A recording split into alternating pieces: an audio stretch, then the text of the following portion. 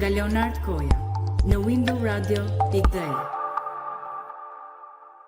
Mirëmbrëma miq, mirëmbrëma, përshëndetje dhe mirë se ritakohemi sërish në Horizont në Window Radio. Sot është diel, data 8 shkurt 2026 dhe ne jemi sërish në emision live tu nga studio qendrore në Gjermani në bashkëpunim me studion dhe bashkëmoderatorën tonë në Padova, në Itali.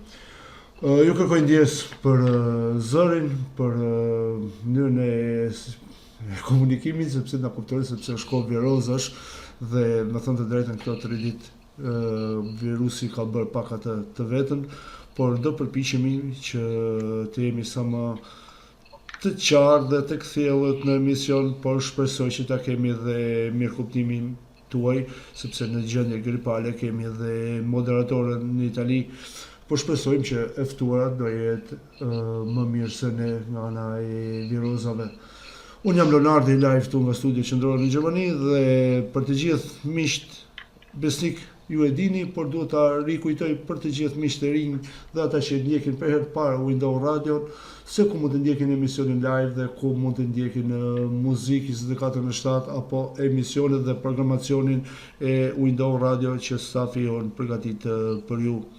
Pra, ju Window Radio më të ndiqni përmes website-it zyrtar windowradio.de, i cili është website ku mund të lexoni edhe informacionin dhe lajmin e fundit që ne përzgjellim nga fusha të ndryshme. Po ashtu këtu mund të ndiqni dhe muzikë 24/7 dhe programet që ne kemi për ju. Po ashtu Window Radio ndiqet edhe në 2 platformat më të mëdha botërore të radiove, siç është TuneIn apo dhe Radio Box. Ju mjafton që të keni njërin nga këto aplikacione, janë pa pagesë, ta shërkoni në telefon tuaj, qoftë në WhatsApp apo falni. Thash gripi për punën e vet, pra përmes qoftë Apple Store apo dhe Play Store, dhe aty të kërkoni Window Radio dhe ne jemi aty me ju. Po ashtu Window Radio ndiqet edhe në platformat radiove shqiptare, siç është Radio Shqip, ku është platformë ku janë të gjitha radiot kryesore shqiptare. Po ashtu mund të kërkoni edhe në Google Search windowradio.de live dhe ne jemi aty me emisionin live. Është edhe faqja zyrtare e Facebookut windowradio.de, kur ne jemi në emisionin live, jemi edhe në kanalin zyrtar të Facebookut windowradio.de. Për të gjithë ata që nuk kanë mundësi të ndjekin emisionin e plot apo duan të ridëgjojnë emisionin, emisioni është në ritransmetim në orën 3 pas mesnate, pra në orën 21 me orën në Amerikë apo Kanada, pra matan oqeanit. Po ashtu do jetë ritransmetimi dhe nesër në orën 13 me orën evropiane. Por keni diçka parasysh që ritransmetimi dëgjohet vetëm në radio, pra përmes këtyre platformave që unë ceka më lart, jo në Facebook.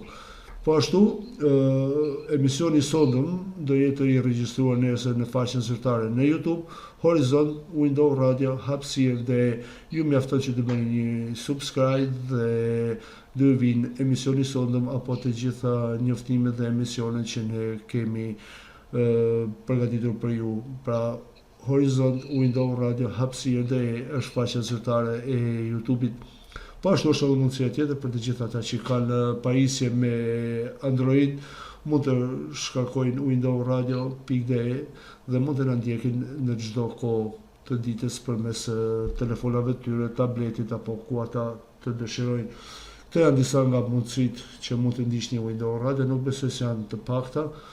Dhe do kërkoja në mënyrë miqësore, sepse as ne nuk fitojmë diçka, as ju nuk humni gjë, por të gjithë fitojmë së bashku, sepse fitojmë dëgjues të rinj, bashkëbisedues dhe miq të tjerë që të na ndjekin dhe të bashkohen dhe të bëjmë një komunitet i madh shqiptarësh. Pra ju mund të bëni një shpërndarje në faqet tuaja të Facebookut apo në për grupe të ndryshme ku jeni të antarësuar, që të kemi mundësi, të kemi sa më shumë miq dhe të komunikojmë sa më shumë me njëri tjetrin. Për të gjithë ata miq dëgjues që kanë dëshirë të flasin, të promovojnë libra, këngë, apo që kanë dëshirë të tregojnë një histori, apo çfarë të duan, mund të na kontaktojnë përmes numrave të telefonit që vazhdimisht ju I keni edhe në live stream dhe ne do përpiqemi që të jemi të gatshëm dhe t'ju ofrojmë mundësinë çdo kujt, çdo shqiptari kudo që jeton në çdo cep të botës, sepse Window Radio është vetëm për ju dhe është vetëm dritarja e juaj, kurse ne si staf do përpiqemi të jemi shërbëtor të denj për ju. Kështu që mos hezitoni, dëshira, mendime, ide mund të na përcjellni, po ashtu edhe kritikat, sepse ne kritikat I duam, sepse kritikat tuaja janë gjithmonë në vend dhe kritikat janë ato që do na ndihmojnë të ecim dhe të rritemi. Gjithsesi, edhe pse unë jam në Gjermani dhe Madiana është në Padova, ajo po më tërheq veshin sepse po flas pak shumë. Madiana, mirëmbrëma. Mirëmbrëma Leona. Dhe mirëmbrëma gjithë dëgjuesve. O moj Madiana, si e kemi këtë zë sonde? Inshallah kuptohemi. Tani kërkoj ndjesë edhe unë për zërin. Gripit nuk kemi që t'i bëjmë, do bëj të vetën, po edhe ne do bëjmë tonën. Okej. Madiana, kë kemi sonde të ftuar, mund ta prezantosh dhe të vazhdojmë bashkëbisedimin. Po, patjetër. Atëherë, sot të ftuar në valët e radios tonë kemi Nereida Xhakollin. Mirëmbrëma Nereida. Mirëmbrëma Mardiana, mirëmbrëma Leonard, mirëmbrëma të gjithë bashkëdhetarët tonë që po na dëgjojnë sot nëpërmjet valëve të radios suaj, kudo që ndodhen. Shpërnderit. Mirëmbrëma. Edhe mirë se erdhe. Atëherë, para se të fillojmë Leo, unë doja ta prezantoja pak me 2 fjalë Nereidën para se t'i bëni pyetjen e parë ose prezantimin e saj. Unë jam I urtë, nuk bëj urtë. Normalisht I flet shumë në fakt, nuk je shumë I urtë, po. Sot jam mirë sepse shishu që je, se ky virusi të bën të urtë me zor. Unë jam shumë e lumtur që kemi një grua sot në radio. Dhe një grua, kjo është një grua shumë e njohur, është një aktiviste e njohur e diasporës shqiptare në Itali. Edhe pse ajo jeton domethënë jashtë atë dheut, rrënjët e saj gjithmonë janë të lidhura me Shqipërinë. Është një grua që angazhohet në ruajtjen e identitetit kulturor, në fuqizimin e grave, të rinjve, të fëmijëve, sepse ajo është edhe një mësuese. Është një grua që ndërton ura mes vendit ku jeton edhe atë dheut. Kjo është Nereida Xhakolli. Shumë faleminderit Mardiana e dashur për të gjitha këto fjalët që the. Emocionet po më shtohen akoma dhe më shumë për këtë prezantim, the me të vërtet 2 fjalë, por 2 fjalë që me të vërtet ndihem në këto fjalë që the, edhe më bën akoma dhe më përgjegjëse për gjithë veprimtarinë time. Unë dua t'ju falenderoj dhe njëkohësisht mbi të gjitha të shkuara për këto momente pak sa kështu që po kaloni. Dhe t'ju falenderoj se për këto prezantime të bashkëdhetarëve tanë që kryeni, sepse nëpërmjet valëve të radios suaj, ne duke u njohur me njëri tjetrin, pasurohemi dhe përmirësojmë nga eksperiencat e bashkëdhetarëve tanë. Kënaqësia është gjithë e jona Nereida.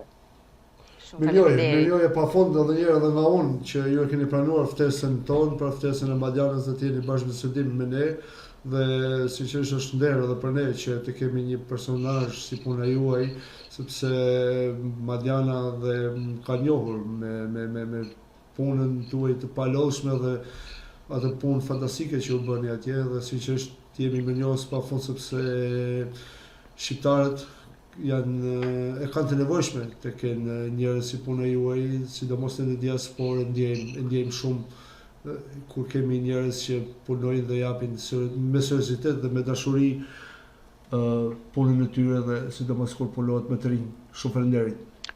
Shumë faleminderit dhe nëse ju ndjeni të kënaqur dhe të lumtur që më keni si mike në emisionin tuaj, unë them që jam unë ajo që ndihem e privilegjuar.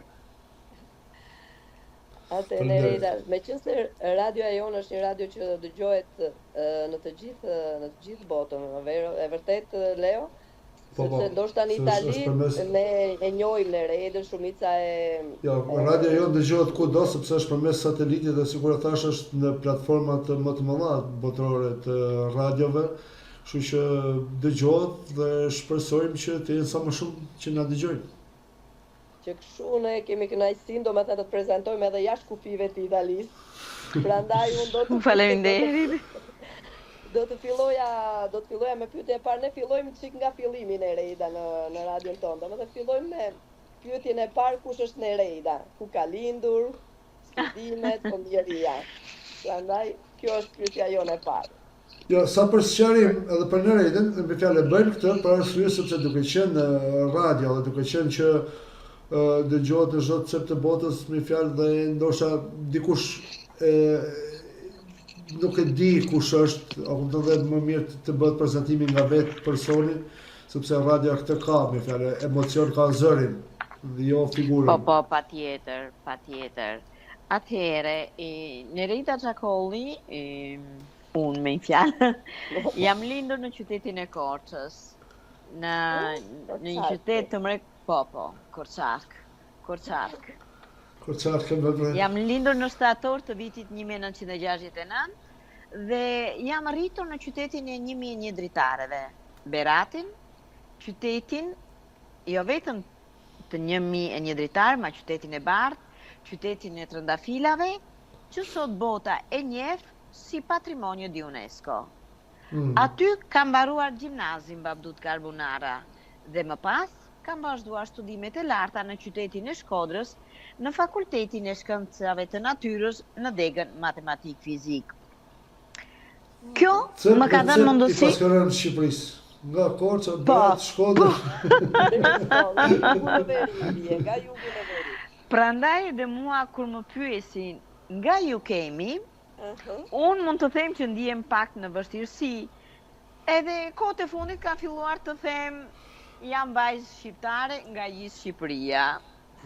Për vetë këtë fakt, edhe për faktin tjetër që unë nga që merrem me veshjet, po besoj që do flasim pak më vonë, po thuaj që çdo veshje që vesh të zonave të ndryshme, sepse jemi me fat që populli ynë ka një llojshmëri veshjesh, ngjyrash, me karakteristika secila të veçanta, por që t'jerin mirë, të njëjtit trup, besoj se është diçka e rrallë. Dhe kështu rrin mirë të gjitha, me të vërtetë, është fantastike. Ti nga që më njeh, besoj se prandaj dhe jep të konfirmim, por gjithkush kush dëshiron të më njohë dhe më shumë me veprimtarinë time, mund të futet në faqen time të Facebookut, ku aty ka shumë foto me veshje të zonave të ndryshme, kështu që është mos e vërtet. Merrin konfirmimin e kësaj që po themi.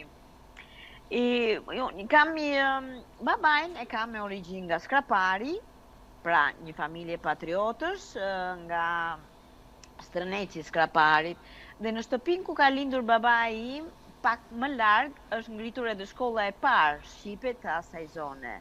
Duke u lindur edhe në Korçë, në qytetin e mrekullueshëm të kulturës, në Parisin e vogël si quhej, në qytetin ku në mënyrë zyrtare u bë hapja e shkollës së parë laike shqipe, nuk ishte se si të ndodhte ndryshe që unë të dilja jashtë profilit të mësimdhënies.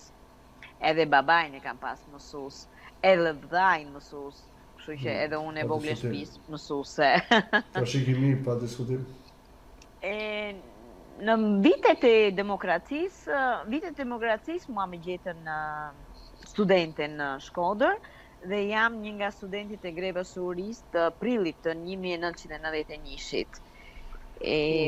Mbarova studimet në vitin 93, kam punuar një vit si mësuese në qytetin tim të Beratit, por siç e dini dhe ju, kush student mori pjesë në grevat e urisë, filloi pak a shumë të persekujtohej, edhe kështu unë më vonë, në mars të 94-s, mora rrugën e mërgimit si shumica e të rinjve të asaj kohe.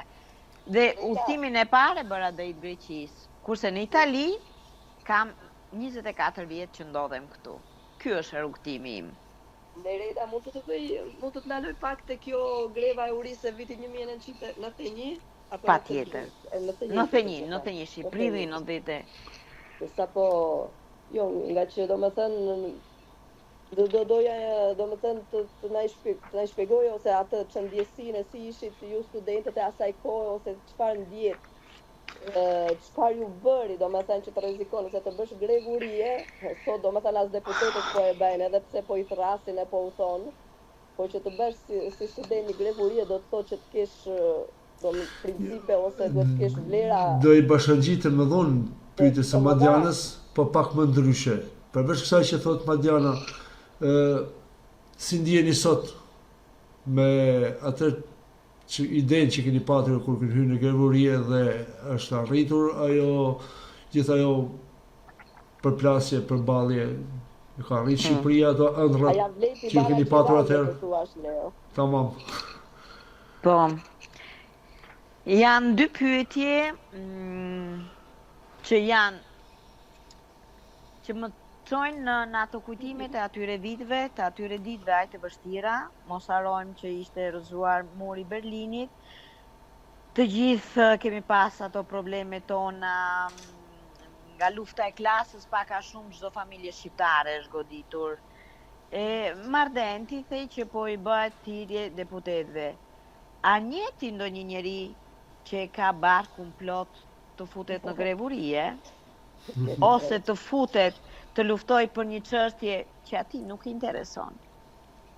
Është e pamundur që ta bëjë një njeri që mban një karige thjesht për të mbajtur karige dhe jo për ato që premton.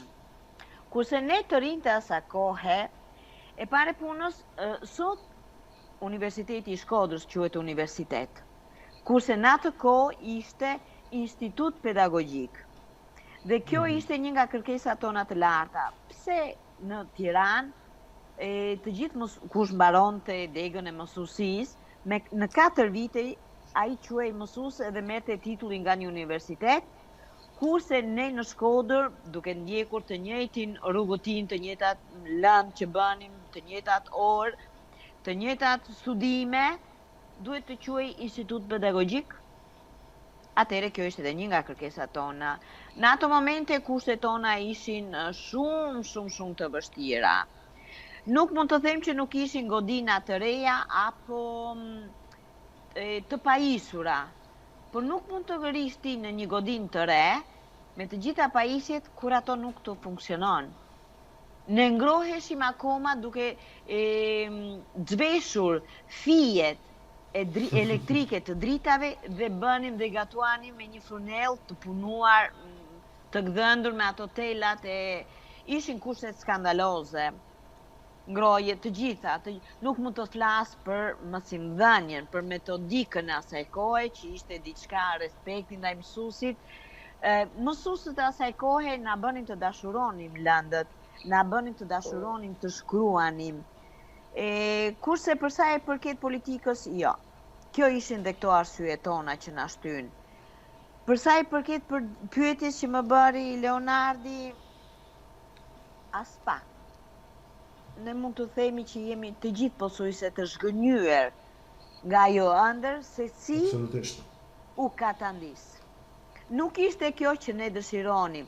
Çfarë do të them me këtë? Ne vërtet sollëm demokracinë. Ma nuk sollëm në fuqi inteligjentët kokat më inteligjente që kishte Shqipëria. Një inteligjent nuk rrin në ato moment në Shqipëri, nuk lejohet korrupsioni. Aty ku lejohet korrupsioni do të thotë që njerëzit nuk janë inteligjent. Janë për interesat e tyre dhe jo për interesat e popullit. Përndryshe nuk mund të bëhej kjo Shqipëria është zhvilluar, por mos haron që për mendimin tim flas gjithmonë, është mendimi im personal, është mendimi i sakrificave të mëdhaja. Nuk mund të bësh ti një popullim të fshatrave, të sillesh të gjithë në qytet, duke mos u siguruar një arkitekturë të mirë, një punë, fabrikat, ku janë fabrikat? Le të vinë të gjithë të punojnë. por nuk ka fabrika. Si mund të zhvillohet industri pa pas fabrika? Jo, kuptoj. Ku do vija ai nga çatrat? Ne kemi nevojë për buku, ne kemi nevojë për blektor, për prodhime. Po pse do të shit në atë mënyrë ashtu si shiten sot në Shqipëri? Çfarë ka fshatari sot që ti nuk I jep mundësi që të punoj tokën e tij? Këto janë ato. Nuk mund të ndërtohen gradacela aty ku është diçka historike e lashtë. Gjithë shtetet e mbajnë dhe e kërkojnë jo të vjetër, ma historinë. I kërkojnë arkeologët, I kërkojnë rënjët e popullit të tyre, kurse ne jemi duke I mbuluar me cimento. Për këtë më dhëm shpirti. Se të ishte vërtet. Duhet të ketë rregull, duhet të ketë rregull. Jam më shumë, ka çaklime, nuk mund të udhëtohet. U është bërë rrugë e re për në Korçë, si mund u bën që dhe kohë fundit dhe jashtë qa rruga në dysh, është kulmi. Si mund akoma rrugët tona të ngrihen, të shtrohen me kaz, me lopat, si në kohën bas luftës, kur prindrit tanë ndërtuan fabrika. Pse hidrocentralet, si kemi ndërtuar? Pse të mos punojnë hidrocentralet? Është kulmi. Këto janë ato gjëra që e bëm të lloj hyrje sepse edhe për mua ishte surprizë kur ju thatë që keni qenë studente e viteve 91, pa keni qenë studente e krevave të urisë, dhe ndaj bëm edhe këtë hyrje me fjalë. Jo. Për kuptuar ato emocionet që keni qenë atëherë dhe ato përçmëritë që keni patur atëherë dhe se realizuar sot.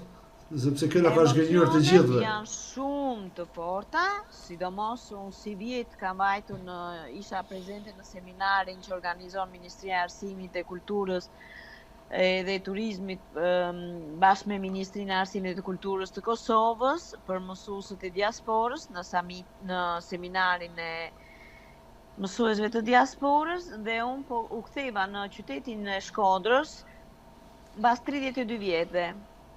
Për mua, unë e kam larë me lot atë rrugën e konviktit, kur kam hapur përsëri derën në universitetit, duke parë atë gjendje të sotme, jo. Unë duhet ta shikoja të shtruar atë rrugë, duhet ta shikoja të pastër, jo. Ka qenë më e pastër atëherë nga vetë ne studentët, se sa sot. Jo, Shkodra shumë e bukur, mikpritja, madhështore, por janë disa gjëra që më dhëm shpirti. Po, Marian? Janë të paharrueshme ato kujtime, janë të paharrueshme, sidomos ajo taraca ku ne dolëm pas grevës së urisë, kur unë kam rënë, sepse kuptoj një grevurie më shumë se një javë nuk mund të rezistosh, dhe ka ardhur ambulanca dhe kam qenë në spital 3 ditë. Për ato studente grevës së urisë duhet të ishte një plak. Unë nuk e harroj kur momentin kur na kanë dhënë nga konvikti e demonstruesët qytetarët shkodran, ose momentin kur kanë dalë tanket që na kanë qulluar. Jo, kanë qenë, nuk e meriton Shqipëria dhe ne të shikonim Shqipërinë kështu mbas gjithë këtyre sakrificave që kemi bërë. Vazhdojmë në një pyetje tjetër se vazhdojmë Madena. Okej, po dalim. Jo, unë kisha dhënë, do më thënë, mua më ke futur, si i thon, brividi. Tamam. Po të gjoja tamam. Mishi kokër. Mishi kokër, me të vërtetë, sepse edhe për atë që s'ke duke qenë edhe folur për mësimdhënie, duke parë edhe nivelin e mësimdhënies si ishte dikur apo kohët e vështira që ke bërë, që keni kaluar, a do kishe bërë të njëjtat zgjedhje, domethënë duke parë Shqipërinë e sotme, do kishe, po të ishte për të zgjedhur, do kishe bërë të njëjtat zgjedhje si në mësimdhënie apo si në hyrjen e grevës, apo do kishe bërë të njëjtat zgjedhje? Nuk do kthehesha mbrapsht për asnjë. Asnjë, do t'i bëje sërish. Po. Biles në grupin e kursit tim, nuk kam shumë shokë e shoqe që kemi qenë komplet në grevën e urisë dhe sot jemi, pothuajse në përbot kudo si gjithë shqiptarët që kanë emigruar, do kishim bërë përsëri të njëjtën zgjidhje, sepse ne kishim një një unitet shumë të fortë, një dashuri për gjërat e përbashkëta, dhe kam akoma dhe sot mësuese, kolegë në Shqipëri që punojnë, shok të kursit dhe janë aty. E kuptoj dhe e di që gjendja është shumë e vështirë, sepse kur e marrim vesh që unë kthehem në Shqipëri, lëm to takimet tona dhe shkëmbej me eksperjenca, di që është bërë e vështirë edhe mësimdhënia në Shqipëri, ma duhet të jetë familja, baza e çdo gjëje dhe pastaj shteti duhet të respektojë figurën e mësuesit. Mësuesi duhet të jetë një figurë njësoj si familja. Nëse një shtet mbështet familjen, mbështet edhe mësimdhënien. Pa diskutuar. Nereda ti the po mbas grevës të 1991-shit, pastaj je larguar drejt Greqisë në fillim, po. Po, jam larguar drejt Greqisë sepse në kohën kur unë mbarova klasën e 8, dola me të gjitha dieta, e dëshira ime ishte që të shkoja për infermieri. Por si që mbani mend, besoj se patjetër ti duhet ta mbash mend që ka qenë duhet të bëje biografin dhe ndërkohë kjo kërkesa jote me biografin duhet të shkonte te Këshilli i Lagjes. Këshilli i Lagjes asaj kohe kërkesën time hodhi poshtë sepse unë kisha biografin e keqe. Qa do të thot kjo? Në atë e mbaj mend shumë mirë, sepse aty ka qenë një shok shumë i fortë për mua, ku mora vesh që gjyshim, baba i mamit, që ishte i gjatë 2 metër dhe gjithmonë e shikoja me një kollar dhe me këmishë ngjyrë bojqelli të hapur dhe me një lek ngjyrë blu të errët, me pantalonën gjithmonë të zezat e kurosura shumë mirë, kishte qenë i burgosur politik. Kjo ka qenë shuplaka me madhe në adoleshent që unë ka marrë dhe kështu unë nuk isha të drejtë të shkoja për infermieri, sepse kështu unë isha një rrezik për popullin ton, sepse isha besa e një të dënuari politik, kështu që edhe kam mbajtur në gjimnazin, që ishte liceo klasik që i thonë këtu, në 2 javë me vonesë. Sepse nuk doja të shkoja, fillonte ato, ke parasysh adoleshenca asaj kohe, si gjyshim që nga kështu, unë që kam me gisht me një fjalë, ke parasysh si që ishin ata të persekutuarit, ja pse mamaja ime punon vetëm turn të natës, kurse baba ishte profesor, kupton ishin disa gjëra që fillon edhe të bën pyetje në veten tënde. E megjithatë, edhe në gjimnaz, unë studiova shumë mirë, dhe në gjimnaz, kur mbarova, përsëri duhet të bëje kërkesën me biografi, ma tashmë unë e dija që biografia ime ishte cënuar. Dëshiroja që të bëhesha inxhiniere tekstile, sepse baba im ishte mësues inxhinier mekanik dhe tekstil dhe ishte një nga themeluesët e shkollës profesionale industriale të tekstileve të Beratit. Dhe më vonë bënte të gjithë nxënësit që shkonin në kombinatin e tekstileve Mao Zedong të Beratit. Edhe aty më thani jo, dakord, gjitha kërkesat e mia u hodhën poshtë dhe është plotësuar numri. Kështu që unë nuk ishte më vende për mua dhe mbi të gjitha në ato kohë po ishte duke studiuar vllai im në qytetin e Elbasanit. Kështu që nga e njëjta familje, 2 fëmijë, edhe sikur me 10 atë ishim se ne ishim të tillë, nuk shkonin. Megjithatë, unë atë vit ndajta mësova shumë gjëra të tjera, mësova të qëndisja me makinë, të qepja, të prisja, dhe kështu lindi dhe pasioni pasaj për veshjet që kam edhe sot, por në një vit më vonë, pasaj unë e ripërsërita kërkesën dhe i thash shkruajta në fund fare atje ku ka nevoja dhe unë do përgjigjem. Edhe në ato momente qyteti im i Beratit kishe nevojë, më thirrën dhe më kanë thënë që do shkosh edhe ti si vllai matematik fizik. Dakord, i thashun. Si sot më kujtohet ajo putje që më ka dhënë babi në ball kur më ka çuar në qytetin e Shkodrës dhe më tha: "Çup na ndero."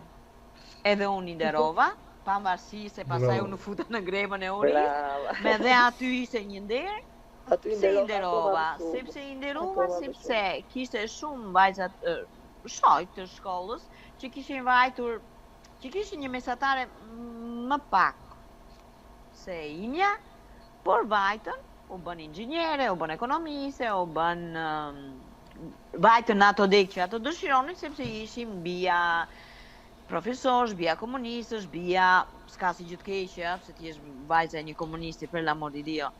Edhe vajtën edhe inxhiniere, por pas vitit të parë ato kthyen me valigje, kurse unë studiova 4 vite, nuk lash asnjë provim në vjesht, i mora, kam marrë laurën, diplomën si i thonë, e ja u kam sjell prindërve me shumë krenari dhe me shumë guxim. Vlla im në atë kohë kishte ardhur, ishte një nga, kishte mbritur xhan në Itali, por unë pse zgjodha Greqinë? Zgjodha pikërisht Greqinë, sepse desha të dija çfarë kishte matanat i malit në ato kodrat e bukura të Korçës, çfarë fshite ajo kodër mbas liçenit të Prespës dhe të Ohrit, për të cilën në ato male gjyshim, pse kishte ndruar një thas leshi me thas misër në vitet 48, 1948, duhet të ishte futur në burg. Pasaj edhe mos harrojmë se ne kemi studiuar shumë letërsinë greke dhe unë isha e dashruar si me Melina Mërkurin, ashtu edhe me Elini Papas, edhe kjo më shtyja akoma më shumë drejt asaj rruge.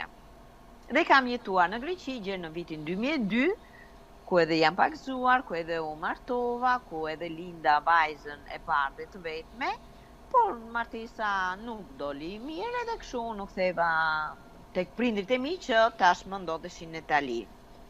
Dhe këtu kam krijuar familjen, kam po atë vajzë, por kam një bashkëshort të mrekullueshëm, italian, por është më shumë shqiptar se çdo shqiptar tjetër. Jetë Ne lumtur, ke jetë lumtur. shqiptarizuar ti, besoj. Po, fal ati, sepse ai më ka mbështetur në çdo gjë edhe atëre. Merita, me që Patjetër. jemi këtu, unë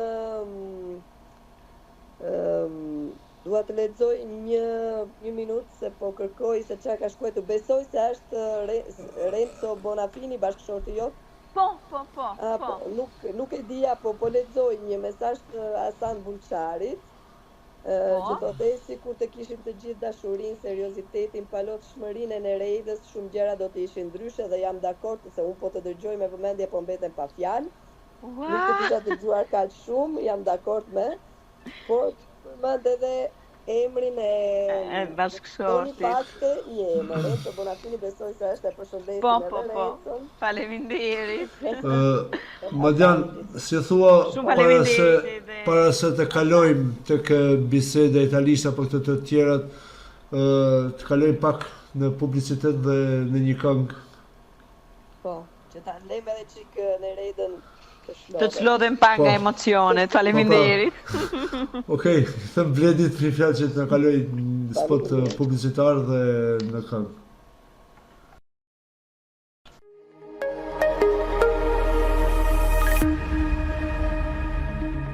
Mirë se vini në Window Radio, radio shqiptare që lidh zërat, historitë dhe komunitetin shqiptar kudo në botë. Nëse jeni biznes në Shqipëri, Kosovë, Europë, Amerikë apo diasporë, Window Radio ju ofron hapësirën ideale për promovimin tuaj. Nëse jeni shkrimtar, poet, artist, muzikant apo krijues, do të gjeni mikrofonin e hapur për idetë, veprat dhe pasionin tuaj. Emisione live, debate, kulturë, muzikë, intervista dhe zëri mirë për të gjithë. Na kontaktoni në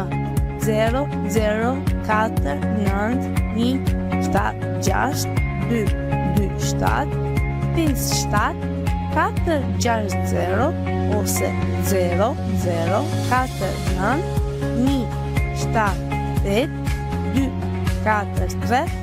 00492438877. Telefon dhe WhatsApp. Window Radio, radio që flet shqip, radio që ju dëgjon. You are listening to Window Radio.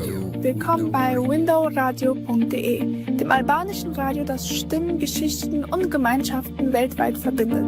Sind Sie ein Unternehmen in Albanien, Kosovo, Europa, Amerika oder der Diaspora? Windowradio.de bietet Ihnen eine professionelle Plattform für Ihre Werbung und Präsentation.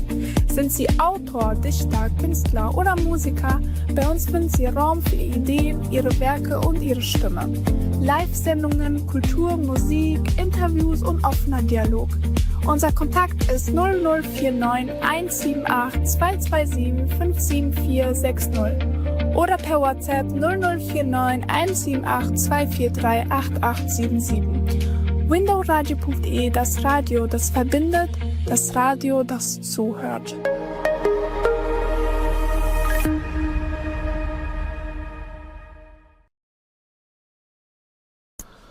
Atëherë miq, kthehemi në transmetim live dhe jemi në Window Radio bashkë me Madiana Nuredini bashkë moderatore, si dhe me Nereida Xhagolli, e ftuara jonë sonde.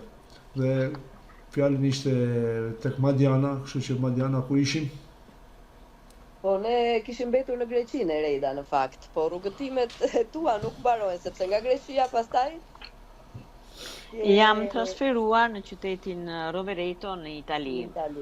Ku gja ndodheshim prindrit e mi dhe ku aktualisht jetoj për 24 vjetëve dhe ku kam krijuar dhe familjen. Okay. Ti aktualisht je nën kryetare e shoqatës Rinia. Po. Që për mua është shoqatë e re, mos gaboj, sepse ke aktivitetet e tua i kam vënë re edhe në për shoqata të tjera në mos gaboj, do të na njohësh pak me shoqatën Rinia edhe me aktivitetet tuaja në Itali? Po, me shumë kënaqësi. Shoqata Rinia është një organizati di solidarità internazionale ONLUS dhe ajo merret me realizimin e projekte të ndryshme jo vetëm në Shqipëri, por edhe në Ballkan. Sepse është një shoqatë jo vetëm për shqiptarët dhe prandaj dhe ka emrin Rinia Gioventù, ku përfshihen të rinj edhe nga komunitetet e tjera që jetojnë në qytetin pranë liçenit më të bukur të Italisë, liçeni Lago di Garda. Dhe qyteti ku ndodhet ky liçen quhet Riva del Garda. Unë në këtë shoqatë, kjo shoqatë ka më shumë se 10 vjet që është krijuar, por unë pra kësaj shoqate ndodhem si mësuese në vitin 2019. Kurse më përpara dhe shkoj çdo të shtunë duke bërë 30 kilometra vajtje dhe 30 ardhje për mësimin e gjuhës shqipe, të kulturës, të traditave tona dhe pikërisht kemi 2 javë që kemi filluar edhe kursin e qëndisjes dhe të grepit, ku fëmijëve që frekuentojnë këtë shkollë pranë kësaj shoqate janë duke mësuar elementë të ndryshëm të veshjeve të zonave të origjinës së tyre. Unë si aktiviste për komunitetin shqiptar, kam filluar pranë shoqatës Beslidhja, një shoqatë që krijuar në vitin 2008 në qytetin ku unë jetoj për 24 vjetëve, Rovereto. Dhe nga kjo shoqatë kam filluar dhe njohjet me shoqata të tjera nëpërmjet aktivitetet të ndryshme që bënin dhe faleminderit edhe Facebooku që na ka njohur dhe na ka bërë kureshtar drejt çka bënte një shoqatë apo një shok, një shoqe që ne kemi njohur dhe kështu janë krijuar edhe lidhje.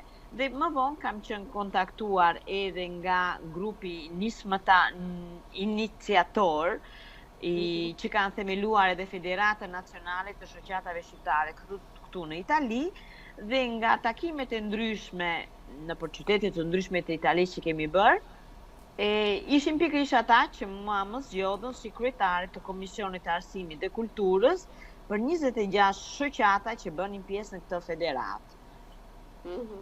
Dhe kështu në 2013 pranë shoqatës Beslidhja u hap zyrtarisht shkolla e parë shqipe, në të cilën unë ndash profesionin tim duke pasur një grup fëmijësh për 26 vetash dhe atëre kam qenë vetëm, por e mbështetur shumë nga presidenti asaj kohe i kësaj shoqate, profesor Osman Parucën, dhe shoqata më vonë kishte president Milti Adzion, por unë nga një aksident që kam pësuar,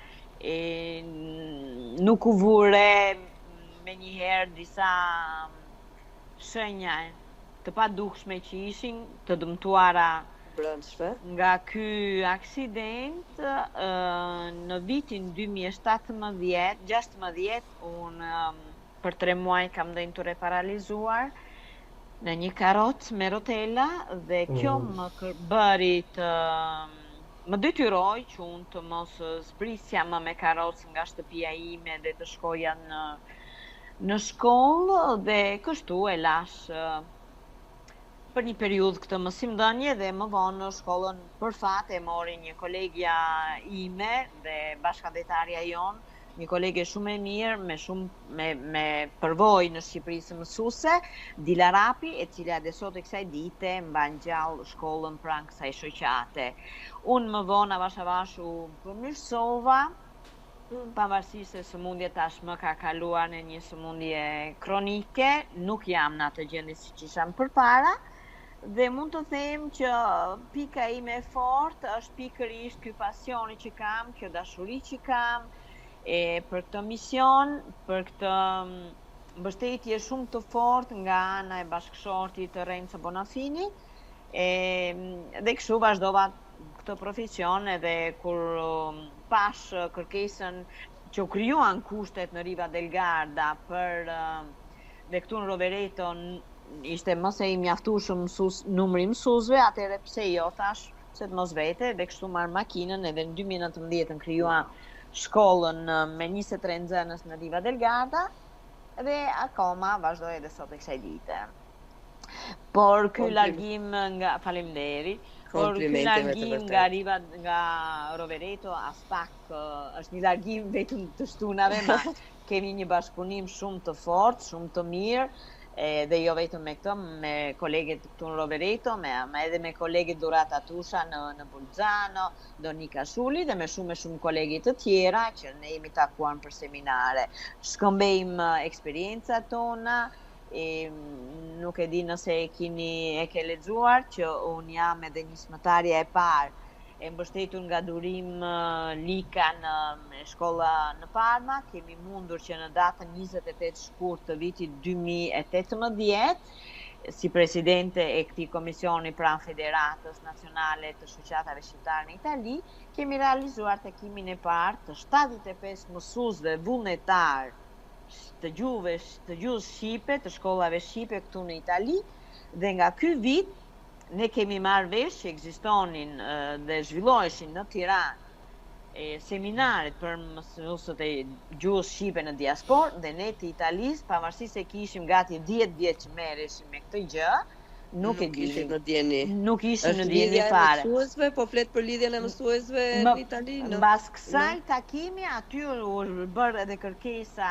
edhe një bashkimi të gjithë mësuesve, u krijua kështu lidhja e mësuesve dhe më vonë pastaj është krijuar edhe lidhja e shkollave, sepse e pam të nevojshme edhe të mësuesve ma edhe të shkollave, ku ka disa shkolla që dëshirojnë që sepse shkollat faktikisht janë ngritur nga kërkesat e ne ish mësuesve. Dakor? Që u futëm pranë këtyre shoqatave dhe pse qëllimi i krijimit të këtyre shoqatave ishte pikërisht ky, cilat ishin pse duhet të krijeshin këto shoqata? Sepse shoqata shqiptare do të bëheshin pikë referimi për komunitetin, do të bëheshin pikë referimi edhe për entet lokale dhe do të ishte hallku kryesore e integritetit. Ma sfidat e këtyre shoqatave ishte sfida më e madhe dhe unë them që pak a shumë e kemi realizuar, ishte të integrohemi, por të mos asimilohemi. Dhe këtë po mundojnë shkollat, identitetit. Ti mësoj shkollë pa tjetër, një gërshetim shumë i mirë i kulturave, por pa haruar nga kemi ardhur. Arbëreshët kanë 500 vjetë që ndodhen këtu. po sa bukur dhe sa mall kemi ne, kur i dëgjojmë ato fjalë, mënyrën se si flasin, se si këndojnë, se si i bëjnë guzhinën ato, duke gatuar nënat akoma të këndojnë të janë diçka shumë, nuk e harruan. Kemi pasur edhe neve në Rejda një arbëresh Franco Vasto, disa kohë më parë, edhe unë isha domethënë edhe në rolin e përkthyesës në atë natë, po s'kishte nevojë sepse Franco fliste shqip, nuk fliste shumë mirë. Arbërisht. Në Rejda, nëse më lejon, pikës parë komplimente për komplet sakrificën dhe për çdo gjë që ju keni bërë të mundur vetes t'ia dilni. Dhe kjo është një mesazh i fuqishëm për çdo që e dëgjon, me fjalë që njeriu nuk duhet të dorëzohet asnjëherë nga problemet. Por të doja të pyesë diçka pak më ndryshe. Sa vështirë është të jesh edhe aktiviste, edhe mësuese, edhe grua? Është shumë e vështirë është. Nuk është. Po të parasysh gjithmonë në një vend të huaj, më thënë, kemi parasysh se për ku flasim. Varet, e pare punës varet në çfarë vendi je duke shkuar, por unë besoj se mënyra e secilit prej nesh, se si flet, etika që quhet etika, se si u drejtohesh, dyrë të hapen. Dëgjoj shpesh edhe për Greqinë që janë racista, më thënë tashma. Unë personalisht, ose ishte fati im që të bija në një derë të Vorje Pirocëve dhe nga Vjera, unë kam pas dashuri të jashtëzakonshme, a ishte si nën për mua. Pavarësisht se ajo martesa ime me djalin e saj që më vonë edhe e humbëm, ishte një moshë shumë të re, kur vajza jon ishte akoma 14 vjeçe. Kurse nëna na vdiq para 3 vjetë, unë e them na vdiq sepse ishte nën e thrisë gjë në momentin e fundit, edhe me bashkëshortin tim kemi vajtur, na ka ardhur në Greqi, ajo ishte për mua nën dhe me gjitha gjyshja e vajzës sime. Ajo fliste akoma me atë arvanicën e vjetër dhe unë kënaqesha shumë.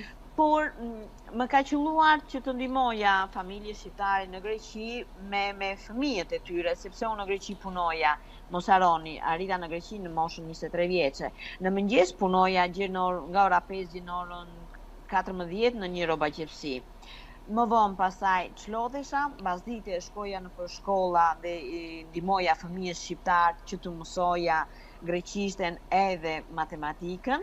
Dhe ndërkohë bëhesha një urrëlidhëse midis mësuesve greke dhe familjeve shqiptare. Dhe kur më thoshin që po ti nuk ngjas si shqiptare. Pse më unë nuk ngjas si shqiptare? Çfarë paskan? Atëherë filloja duhet të flas për gjërat e bukura që ka populli, gjërat e bukura që ka kultura jon, historia jon. Edhe kështu kupton të hapen dyert. Është e vështirë, patjetër që është e vështirë, por në Itali të paktën ka shoqata, ishte fati im që unë njoja me një shoqatë multikulturore, ku bënin pjesë shumë kultura të ndryshme, dhe kishte komuna këtë e drejtonte këtë shoqatë, ishte në varësi të komunës, sepse vetë komuna ishte interesuar që të njëjtë kulturat e komuniteteve të ndryshme që jetonin në territorin e saj. Kjo ishte fat. Pasaj se ti si di ta shfrytëzosh këtë mundësi që ti jep territori, që ta kthesh në një anë pozitive për komunitetin ton, tënd është besoj se detyra e çdo shqiptari. Po është detyra e çdo shqiptari. Po të shëndet. Nereida, një nga aktivitetet e tua që mua më ka tërhequr vëmendjen, që tani dua që të ma shpjegosh pak, është ajo që quhet Oda e miqve ose Oda e burrave. Nuk më pëlqen Oda e burrave, prandaj po e le vetëm Oda e miqve. Pastaj Oda e burrave po e formuar nga gratë, nuk e di, nuk më. Prandaj dua të di si lindi kjo ideja e kësaj. Si puna ime sonde, mes dy grave. Je i privilegjuar jon sepse na ke ftuar, na ke dhënë këtë mundësi. Kjo është Oda e grave, ta dish ti Leona. Po jam i përkthjelur sonde. Atëherë, unë, jo për të mburur, po për çdo gjë I them faleminderit bashkëshortit. Kjo është edhe një përgjigje e pyetjes që më bëri Leonardi, që sa e vështirë është. Po, është e vështirë sepse duhet të dish, të organizosh edhe kohën që dedikohesh 8 orë në punë, të kthesh në shtëpi, të dedikohesh familjes, por edhe ti thuash familjes, shikoni, unë kam të pasion, organizohemi të gjithë që ditën e shtunë unë të dedikohem aty dhe jo juve, atëre kemi rënë dakord familjarisht. Duhet organizim edhe në shtëpi, por nëse nuk do kisha shtytjen, mbështetjen nga ana e bashkëshortit, unë nuk mund të prish familjen për të nxjerrë në pa aftësitë e mia ose vlerat e kombit të historisë time patjetër. Mbas një gruaje të fortë ka gjithmonë edhe një burr të mirë organizuar. Shumë faleminderit. Të suksesshëm është një grua fortë. Ne kemi akoma një lokal afër shtëpisë tonë, që është një shtëpi private. Renzo, kur më shikonte që unë kur kthehesha nga mediacionet që bëja në përshkolla, sepse unë kam edhe titulli si mediatore interkulturale në ambientet shkollore. Pra duke njohur shumë mirë sistemin shkollor italian, shkollat më thërisin sepse jam e regjistruar në albon e mediatorëve interkultural të provincës tonë. Bëja regjistrimin në bazë edhe të nivelit, duke u bazuar në provimet që duhet të bëshim përkatësisht për çdo fëmijë që vinte nga Maqedonia, Malizi, Kosova, fëmijë shqiptar nga Greqia dhe fëmijë shqiptar nga Shqipëria ose edhe nga Maqedonia. Më shikonte që kur përgatitesha me shumë pasion. Unë bëja ditar, inxhiniere një kohë, dhe kthesha, kisha një lumturi tjetër në sy. Unë këtu në fillim kam punuar si bashkëpunëtore në një familje ku ne ishim 5 shërbëtor, jo shërbëtor, më bashkëpunëtor familje mund ta themi. Por unë isha dedikuar vetëm për shtëpinë dhe mikpritjen e njerëzve që ne dinin atë familje. Ishte një punë shumë e lodhshme edhe kjo, dhe mbas aksidentit u bë akoma dhe më vështirë për ta përballuar unë dhe shëndeti im, këmbët apo duar. Mariana ti shumë mirë në një shtëpi, sa e lodhshme është dhe jo më të punosh 10 orë.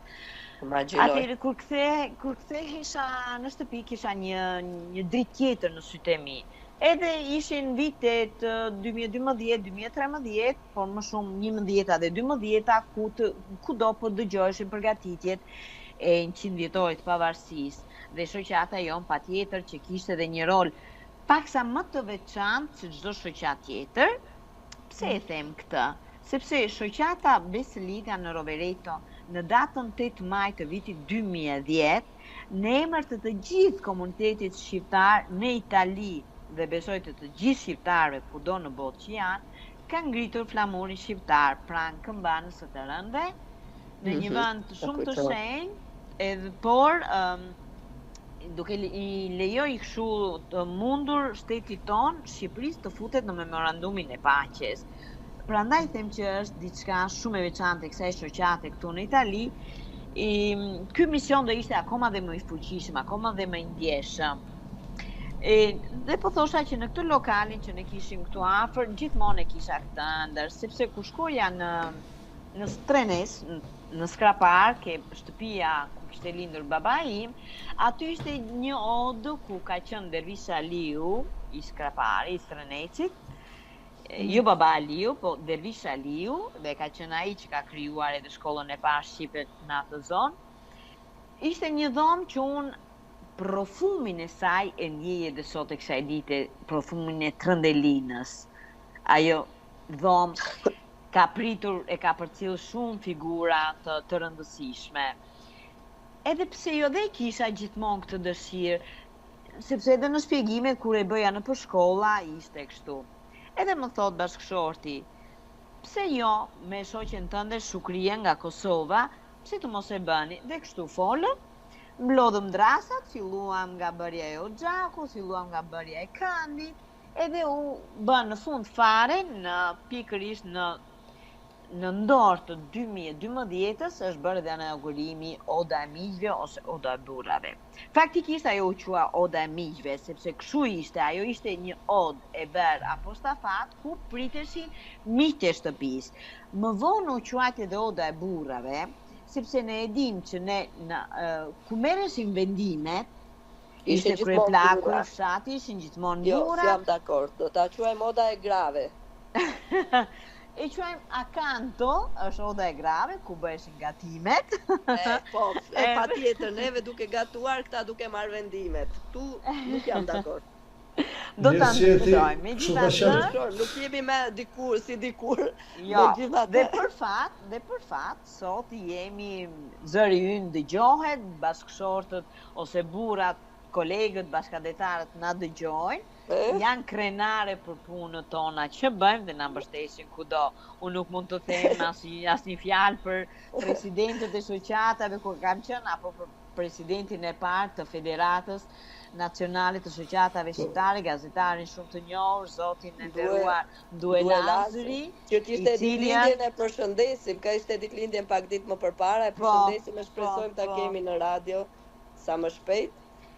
Në reda, shiko, me që jemi këtu të Oda Burrave, Oda Miqve, Oda Grave, thot Madjana, ku diun, tani, dhe të bëj një pyetje tek tema. Gratë në shoqatat shqiptare në Itali ka një rol aktiv apo një rol simbolik? Jo, ka një rol shumë aktiv.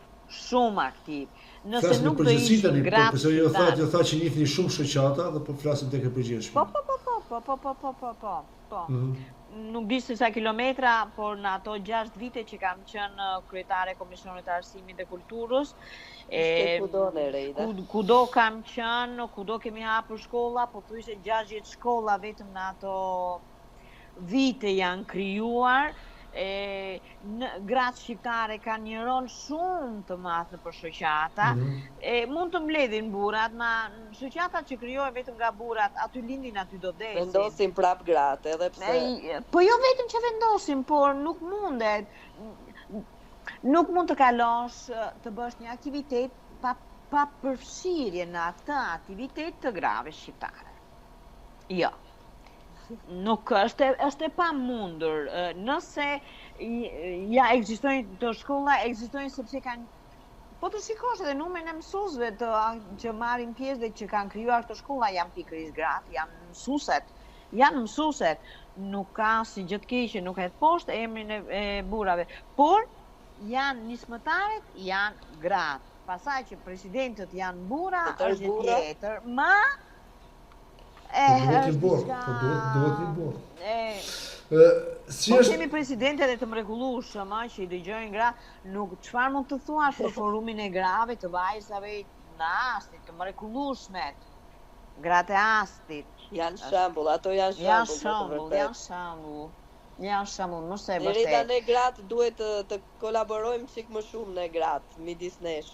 Po ne kemi edhe shumë, nuk kemi vetëm burri shkon, punon edhe vjen në shtëpi dhe çdo gjë e bën gruaja pastaj në shtëpi. Pra ne kemi edhe punën, të sjellim ekonominë në shtëpi, në të njëjtin krah dhe me të njëjtën forcë me bashkëshortët, por do kemi edhe edukimin e fëmijëve, por do kemi edhe gërshëtimin e kulturave. Nuk mundet. Unë për shembull, vajza ime ishte greke shqiptare, ma ajo në mundë zviçare fliste 5 gjuhë. Është e pamundur që unë asaj të mos vajzës ime të mos ja mësoja greqisht, në asnjë mënyrë. Çdo gjuhë tjetër do ta mësosh, gjuhën e tënde, në nënës, nuk duhet ta harrosh. Të nënës atë babait, është e pamundur. Është pasuri.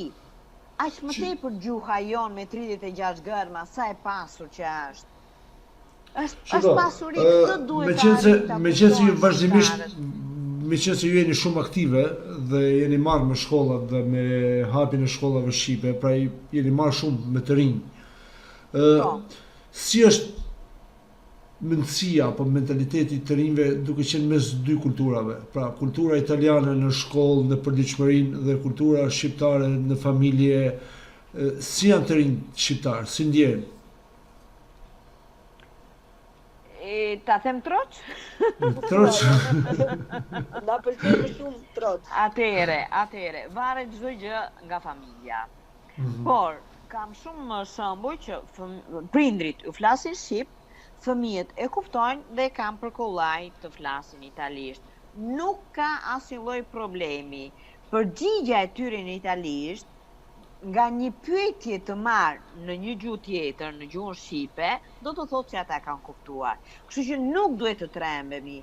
Ajo që më tremb mua është kur edhe gjyshërit kur vinë në Itali, na mësojnë italishten, shumë mirë bëjnë që mësojnë, nuk duhet, sepse ky shtet po të mban me ilaçe, po të kuron, dakor, ta ka dhënë këtë mundësi.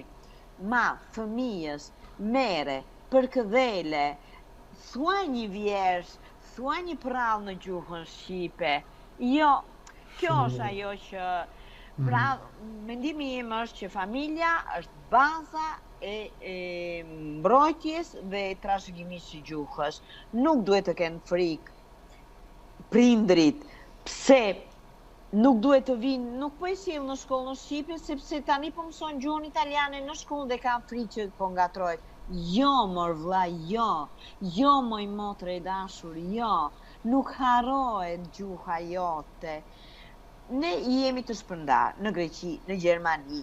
Si kam një vajzë nga Kosova. Nëse familja e saj nuk do ta sillte, nuk do t'i fliste shqip në shtëpi. Dhe nuk do vinte të mësonte dhe si të shkruante shqip në shkollë.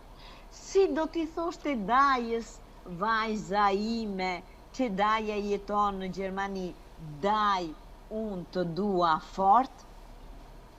Vetëm në përmjet gjuhës shqipe. Po sa kushërin që kanë fëmijët tanë, një në Greqi, kur ndodhe një në Gjermani, një në Austri, kur ndodhe në Shqipëri, nuk flasin me njëri tjetrin. Nuk din të komunikojnë. Ku po shkojmë o bashkëdhetar? Ku po shkojmë? Po bëhemi më të mirët e botës. Ngrem flamurin vetëm kur kemi festa? Jo, flamurin ti duhet ta kesh në zemër. Nuk duhet të ma ngresh lartë vetëm kur ka festa, vetëm kur më kërcen tallava, jo. Flamurin duhet ta mbash në zemër. Shumë vërtet, shumë fantastike, është shumë e drejtë kjo që thoni ju dhe me të vërtetë është një thirrje që thosh e dhimbshme, e dal nga shpirti, sepse është çdo fjalë juaja është shumë e saktë dhe këtë duhet të kemi kujdes dhe duhet ta ruajmë. Nuk është punë thjesht ta flasim, por duhet ta ruajmë dhe ta komunikojmë njëri me tjetrin, me fëmijët, me brezat. Kemi vetëm 25 vjeç me jam i larguar nga Dheu. Pse? Pse ta harrosh gjuhën? Pse të mos i flasin nipi dhe mbesa gjyshit në Shqipëri? Po i kemi lënë atje në kokë më njanë. Unë jam me fati, kam akoma të rinj prindrit, 80 vjeç që të dy, pero me fëmijët, me vajzën time, mi kam folur gjithmonë shqip. Pse? Ashtu, por ma flet, e kupton.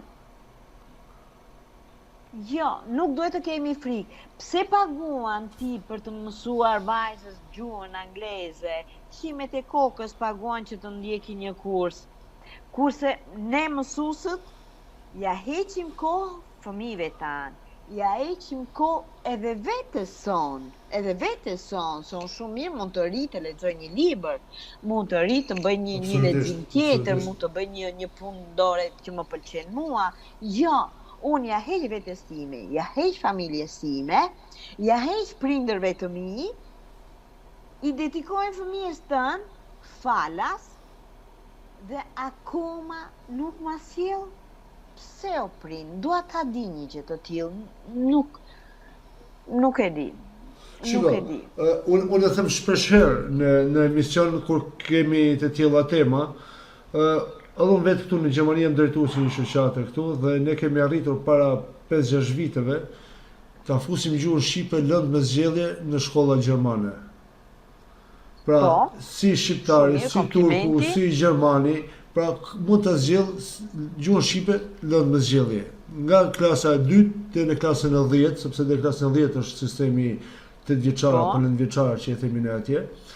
Dhe mësuesin e paguan shteti gjerman, mësuesin shqiptar që e gjuhën shqipe. Tani kemi ardhur atë pikë që ne gjuhën pra me sa sakrificë e fituam këtë të drejtë, tani kemi ardhur atë pikë që ka mundësi të na mbyllin. Dhe janë dy faktorë.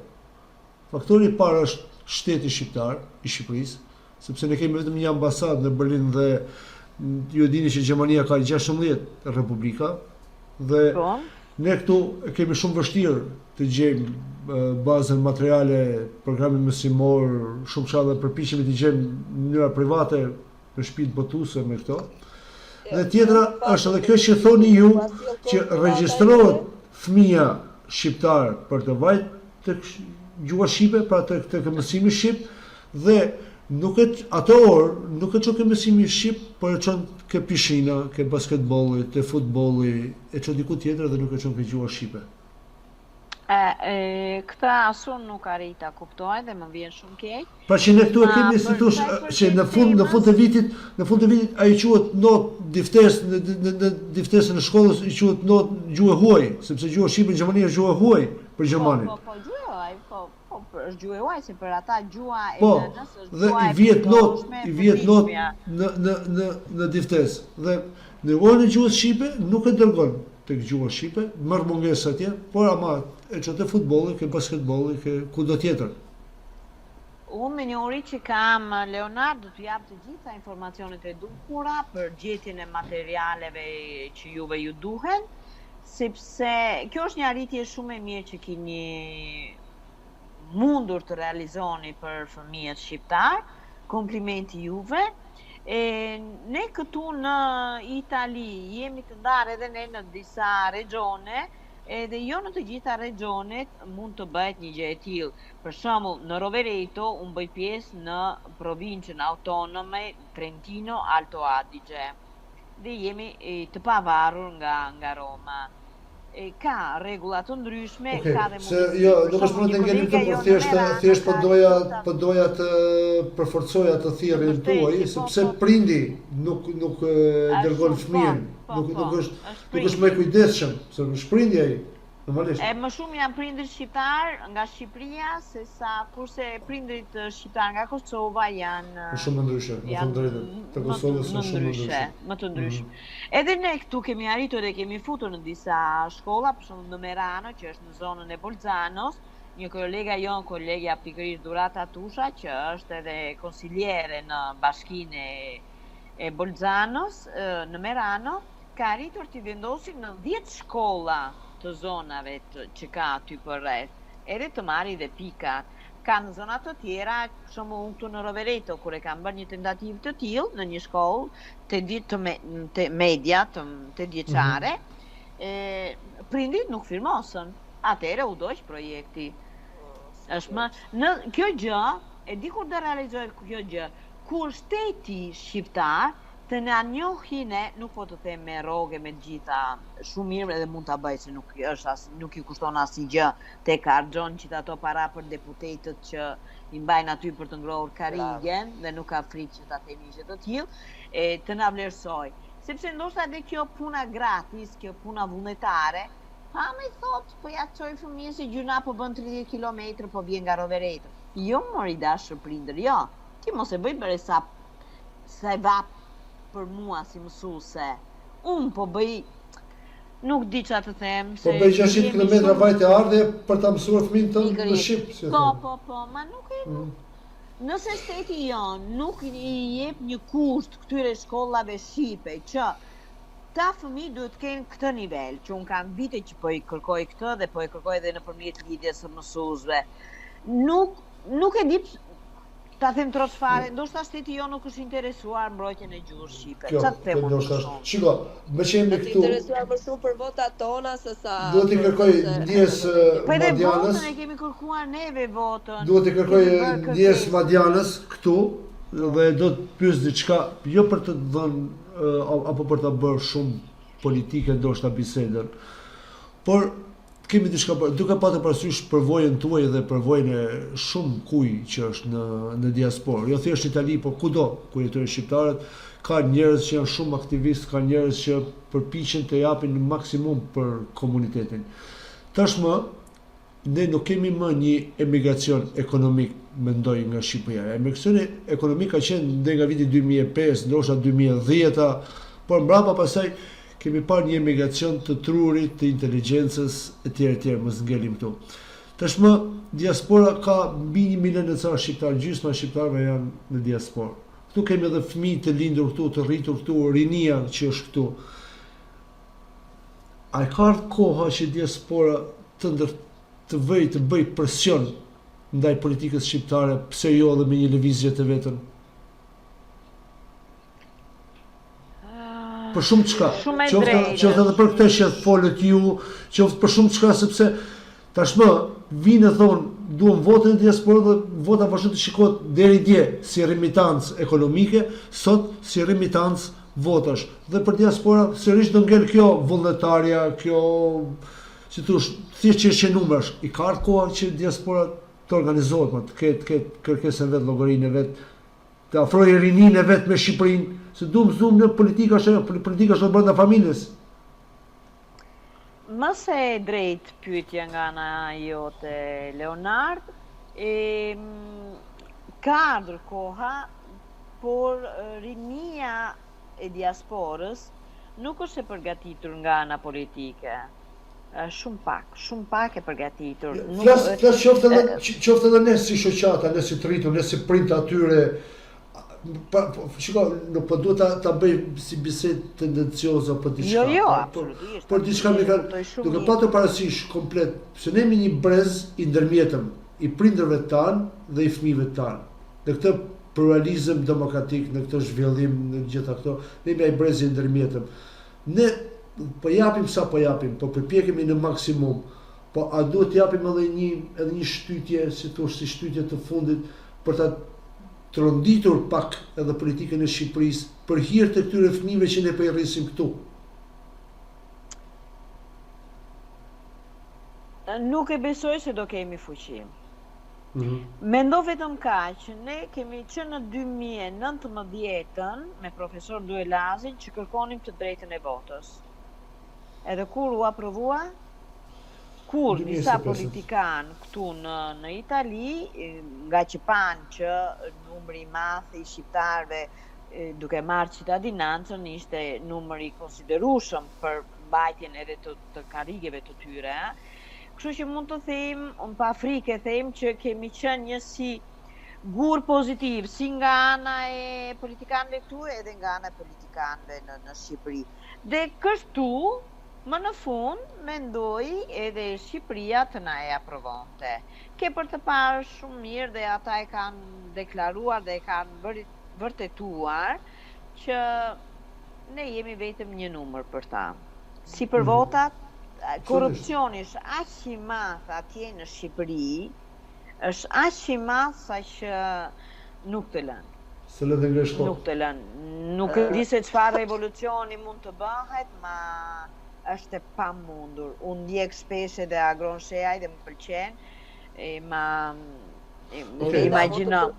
Por holla thjesht si bisedë duke patur parasysh bisedën tuaj, pra nuk është puna për t'i mbajt apo për ta krijuar si bisedë tendencioze. Jo, por është vërtet e dhimbshme sepse sot të votojë diaspora dhe taksa gjitha ne kemi këtu dhe të votojmë atje dhe mos të kem as si përfaqësues timin, pra mos të votoj për përfaqësuesin tim, të ketë qoftë një numër ulësh për të deputetëve të vet diaspora apo një mënyrë organizimi, diçka, sepse a thojmë që jemi gjysma e Shqipërisë jashtë. Për të jemi jashtë kemi të drejtë edhe të zgjedhim, por edhe të zgjidhemi. Leonard, mos harron, ne nuk jemi të sinqert me njëri tjetrin. Okej, kuptova. Më vjen keq ta them, Jo, të kuptoj shumë, është e vërtetë. Duhet ta pranojmë, duhet ta edukojmë veten që ta pranojmë të vërtetën, sepse fatkeqësisht ne kemi si popull të kemi shumë problem të pranojmë të vërtetën. Ne ulemi në karrigen e tjetrit, sepse karrigja është bërë për të gjithë njësoj. Ma siç e bën ti punën, nuk e bëj dot punë. Por kur konfrontohemi, unë ty të nxjerr sy dhe ti më nxjerr mua sy. Absolutisht. Fatkeqësisht. Po Mariana, më fal, sepse Po Marian. Jo, vazhdoni, keni akoma për të thënë. Po presim pyetjen tënde. Po, me që ishim në të temë, nga që edhe vetë ti Nerida e the, do më thënë edhe shumë nga ne e mendojmë, edhe shumë e themi midis nesh, do më thënë, ata në Tiranë nuk duan t'ja dinë as për mësuesit, sepse kjo ishte një nga temat që shumë herë kemi kërkuar, ju e keni kërkuar, ne e kemi kërkuar, shoqatat e kanë kërkuar, që të vënë do më thënë fokusin mbi mësuesin dhe ata akoma vazhdojnë. Mirë se ndoshta sipas teje është shumë herët, o ndoshta nuk ja dalim do të unë shpresoj që të arrim të kemi një lëvizje nga diaspora.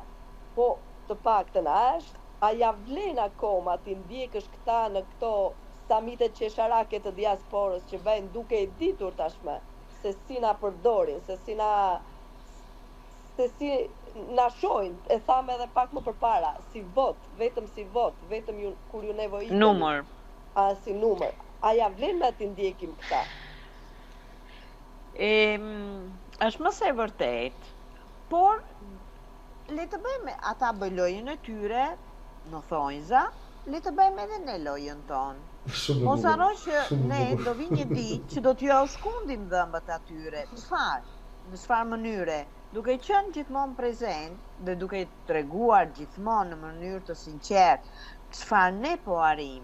Mos harroni se kur një shqiptare e lindur jashtë treva të Shqipërisë arrin një rezultat të madh, fillojnë edhe shkruajnë gazeta me origjinë shqiptare, ndoshta ajo se ka parë ndonjëherë Shqipërinë e shkreta, po është krenare patjetër, edhe i shtrojnë dhe tapetin e kuq.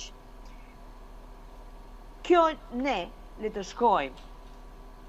Të bëjmë edhe në lojën tonë, sepse ne kështu njihemi me njerëz më të mirë se vetja jonë.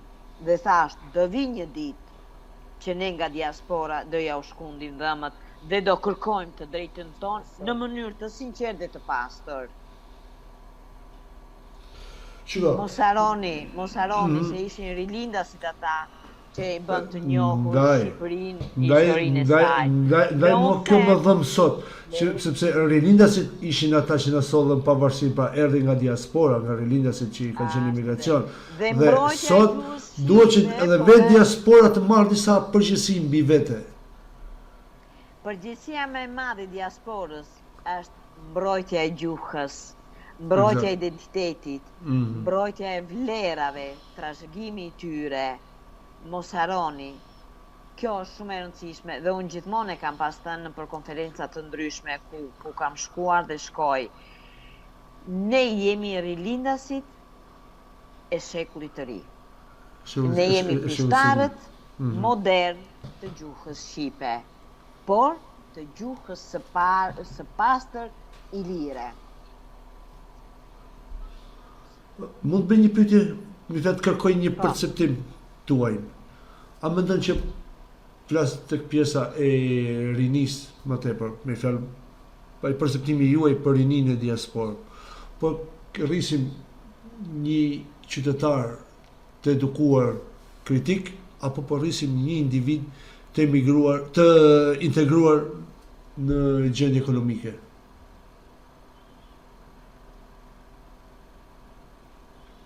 Si shikon rininë? E dyta. Më vonë pasaj, ky i ri, nga eksperienca ose nëse do ketë fat që të udhtojë në Shqipëri, do shikojë ndryshimin dhe aty do bëhet kritik apo autokritik. Por për momentin është një i ri integruar nga ana ekonomike. Dhe kjo është pjesë e peshës së familjes, së prindit, me fjalë normalisht se si do e trajtoj fëmijën e vet, rinin e vet. Po. Edhe gjendjet ekonomike si në Greqi ose edhe në Itali po i shtyjnë shumë edhe përsëri të largohen që një më shumë nga Evropa të rinj. Sepse ka filluar edhe pak Evropa të mos jo t'i kënaqi, por t'i zhgënjej njerëzit e saj, eko. Se të rinë tanë që po rriten në Itali janë të rinj evropian. Edhe po zhgënjen edhe këta po kërkojnë të largohen, ose nëse janë të rritur me një familje me baza të shëndosha, adetare, me gjuhë, do kthehen në Shqipëri dhe do japin kontributin e tyre sepse cervelo kanë.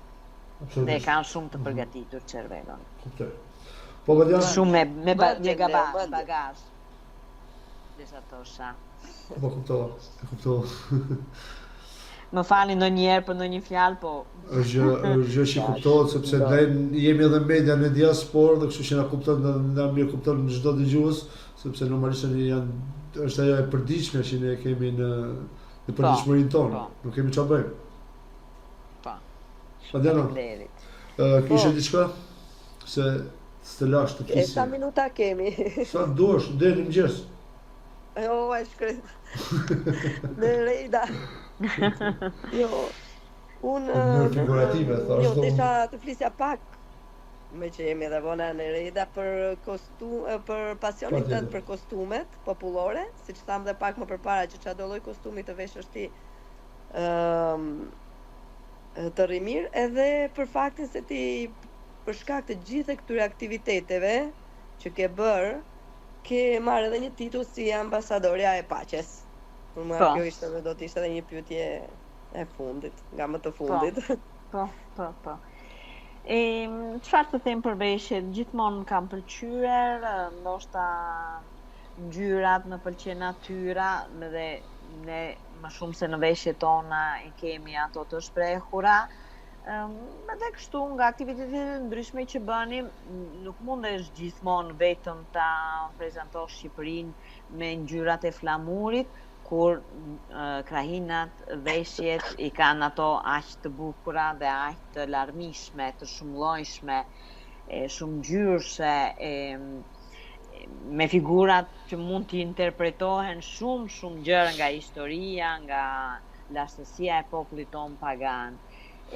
Pasionin kështu ka lindur gjithmonë duke ruajtur edhe kartolinat, sepse unë gjithmonë që e vogël më pëlqenin të mbaja kartolinat, sidomos këto të veshjeve.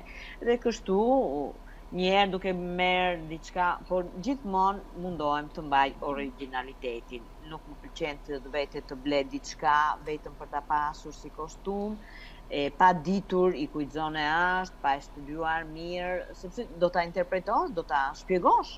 Nuk mund të vishesh, hajde, po një njeri që të pyes. Ndoshta është edhe pasioni me siguri.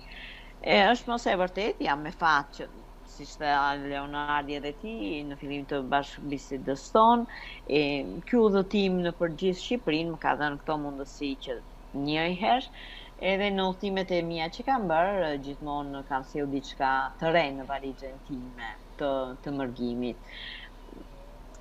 Pastaj edhe duke ditur, duke qenë edhe nga Korça, punimet e dorës kanë qenë diçka karakteristike. Unë kam mësuar grepin që në moshën 5 vjeç e gjys, edhe që atëherë nuk e kam hequr më nga dora. Kjo gjë gjithmonë të ndihmon sa më shumë të dish, prandaj dhe thonë më mirë të dish se sa të kesh, se po dite diçka që ta kap dora e sa jon imagjinata, mund ta shfrytëzosh, eko. Edhe duke bërë edhe marr pjesë në aktivitete të ndryshme, atëherë është pasuruar edhe valigjja ime e veshjeve, pothuajse kam veshjet, vetëm njëra më mungon, shpresoj që mbas marrjes së titullit ambasadore e paqes, i cili më është dhënë në duar pikërisht nga miku ynë Hasan Bulçari në Bologna, ishte një emocion shumë i fortë dhe falenderoj jashtë mase, sepse vetë personalisht ma solli, por veshjet janë diçka e mrekullueshme. Edhe pikërisht kjo gjë më ka bërë që duke pasuruar veshjet edhe si vjet me fëmijët e shkollës në Riva del Garda të fillojmë edhe këto kurset e vogla avash avash. Njëherë një diçka, njëherë një shami, njëherë një çorape, edhe kështu bëhen më të ndryshme. Cila veshje ju shkon më shumë, zona Nerida? Nuk e di, duhet të jenë bashkëdhetarët e mi, se kudo që... Jo, flas për syrin tuaj, se ju do e keni veshur, do e keni provuar, do e keni veshur dhe kur jeni para pasqyrës, cila Nereid ju është duk më bukur, në cilën veshje? Nereida me veshjen e Beratit. Veshjen e Beratit. Po, me të vërtet, Nereida me veshjen e Beratit. Kështu, jam e fat, sepse edhe prindërit e mi nuk më kanë ndaluar asnjëherë biles për kundrazi. Kostumi i parë ka ardhur i Shqipërisë së Mesme për vajzën time, pra Besa, prindërve të mi, ishte pikërisht në ditindin e saj të 10, i sollën veshjen e Shqipërisë së Mesme, që është edhe veshja me të cilën njihet në gjithë botën në shteti ynë Shqipëria e Mesme. Dhe më vonë, kështu avash u bën të tjera. Për shembull, edhe në shkollën e Besëlidhja në qytetin e Roveretos, librat e parë kanë ardhur pikërisht të blera nga Shqipëria, nga babai im, me pensionin e tij të parë të marrë këtu në Itali. Dhe Mardiana e ka parë edhe babain tim, që është i vetmi shqiptar që ngreh flamurin në balkonin e tij në ditën e 28 dhe 29 nëntorit. Kjo është e vërtetë. Sa e që fut flamurin babai im qan, kështu që ja ku janë rënjët, ja ku janë patriotizmi, është pikërisht mënyra se si prindri i demonstron ato, prandaj dhe themi që fëmia është pasqyrë e prindërit. Pa diskutim. Dhe madje ne në Malësia Madhe e kemi huazuar një nga përgateci që të na vesh xhubletën në Itali. Kështu që kemi çati drejta. Sepse kemi Madianën atje që ajo vesh vetëm xhubletën dhe në malësorët ndjemi krenar kur një nga Juglindja nga përgateci me fjalë na prezanton xhubletën në Itali. Ajo më shkon më shumë Nereida, se di pse, po më shkon më shumë. Po je nga që je edhe bjonde kështu, prandaj me siguri. Po në fakt duket edhe çudi. Gjithmonë po prises të kam veshur. Se thash kemi parë ndonjë bjonde me xhublet të veshur. Ju e keni veshur xhubletën Nereida? Jo, se ka. Ritmi kostume dhe pra do thosh po, ja po. Shpresoj që ndonjë Këtu do bëhem unë shkes, këtu do përpiqem unë të bëhem shkes që ti të të vijë dhe ajo veshja Malësisë Madhe ta kesh dhe ta veshësh dhe ta shohim pastaj, a do të shkoj Malësoria apo do të shkoj Beracia. Shumë faleminderit, atëherë jam dy fishë nderuar dhe e privilegjuar, Leonard. Unë edhe bashkëshortin e kam vesh me veshje tona. Me veshje popullore. Po. Mi fjalë do përpiqem të gjej edhe veshjen e burrave të Malësisë Madhe, edhe të xhubletës dhe të vishësh edhe burri, edhe ju me veshjet Malësisë Madhe. Atëherë të mirëpresim në Rovereto. Leo, shiko se këto që thua ngelen në radio, edhe pa diskutim. Janë edhe në YouTube që do ngelin atje, do ta çoj edhe regjistrim të prerë në privat ta kesh aty. Të prerë do ta heqish atë pjesë domethënë. Ja ta kesh thjesht të pjesën e fundit, këtë që fola unë. Okay. Shumë faleminderit, Leonard. Po Madiana, do t'jap të gjitha kontaktet për pajisjen me librat falas, sepse ekziston një qendër të botimeve të librave për diasporën, Leonard. Po shpresoj që nuk e kanë Luneta Çobanajn këta, nuk e kanë. Shpresoj që do kemi kontakte edhe mbas emisionit pra ditë të tjera dhe bisedojmë, flasim për këto, për bashkëpunimet që mund të na sjellni të ftuar në radio, sepse duke qenë në media në diasporë, më fjalë është ajo dëshira për të promovuar sa më shumë njerëz, për të patur sa më shumë zëra, për të patur sa më shumë komunikim në diasporës me njëri tjetrin. Madiana, kemi diçka? Jo, nuk kemi diçka, sepse është edhe vonë. Patjetër. Unë do ta falenderoja shumë për Nereidën dhe për këto emocione që na përcolli. Për mua ishte një intervistë, domethënë, ose një bashkëbisedim rënqethës nga historia e saj. Falenderoj shumë, nëse Nereida do të thotë diçka të fundit. Patjetër, atë që ne ndoshta sa vajtë mendja ta pyesim, apo kjo kishte dëshirë ta thoshte, kështu që Nereida je lirë, çfarë duash. Unë ju falenderoj juve mbi të gjitha dhe siç e thash, jam me të vërtet jo e nderuar, por e privilegjuar. Dhe Mos e egzagjero. ju jeni një pasuri tjetër që ju shtua njohurive të mia, të kontakteve dhe me siguri një miqësiere, një bashkëpunim e ri do lindi që sot nga ky bashkëbisedim. Shpresoj pati sfutim. Mbajmë fjalën, se jemi shqiptar. Nesër është YouTube, dhe këtë regjistrim. Kemi fakte. Shumë faleminderit dhe faleminderit gjithë bashkëpunëtarëve që na dëgjuan edhe Nereida, një minutë. Po. Leo, kemi Gentianin që po i bie, nuk e di, po i bie WhatsAppit, se do të hynte në linjë, nuk e di. Po i them Bledit, nuk e di, po na ndjek Bledi tani, Bledi nëse është mundur, 5 minuta, në futë e Gentianin, pe kërkoj kështu live. Edhe thuj Gentiani, thuj herë tjetër, thuj 2.000 euro, kështu thuj.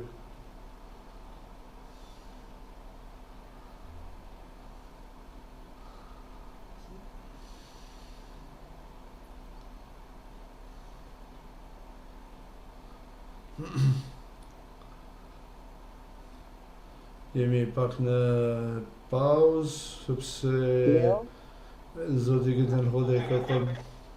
Po? Nuk e di, a dëgjohet Gentiani? Po, mi mbrëma. Po. Mi mbrëma. Nereida, s'ka gjumë sot. Po, mirë mbrëma. Nëse jam mirë mbrëma nderuar.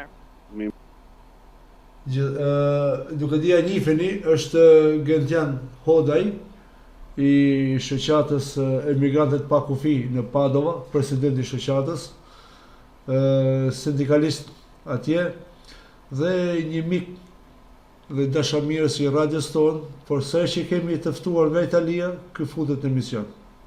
Nuk e di pse s'e bën edhe me ne të tjerët.